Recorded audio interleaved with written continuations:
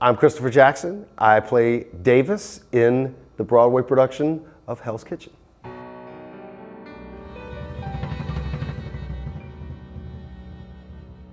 Best place ever.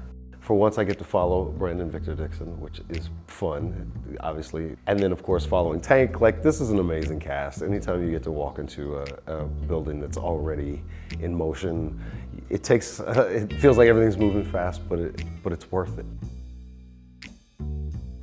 The challenge of playing someone that isn't perceived to be a hero is kind of nice compared to my last role. I've always been a fan of Alicia Keys. I've always been a fan of Michael Greif, and I've always been a fan of being able to effectively tell stories through music that we're really familiar with already. The role reminds me of, my dad, and that's a good and bad thing. But I also have a 15-year-old daughter, and so I relate to what some of those challenges can be like from a parent standpoint.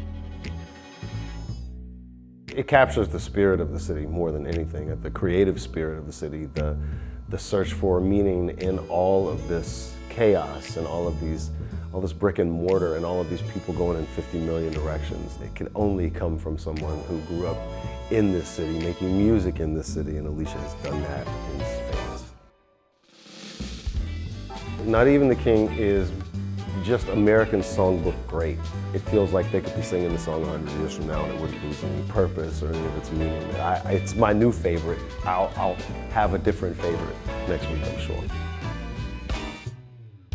They say if you can make it here, you can make it anywhere. But the reality is dreams start in your heart, they start in your head, and they start from literally as things are inspiring you, and everywhere you look, there's somewhere to be inspired in this city. This is what Broadway is, and that's how I found my way from a very small town in Southern Illinois to the biggest city in the world. There isn't a more magical place than a Broadway stage to be inspired and to dream.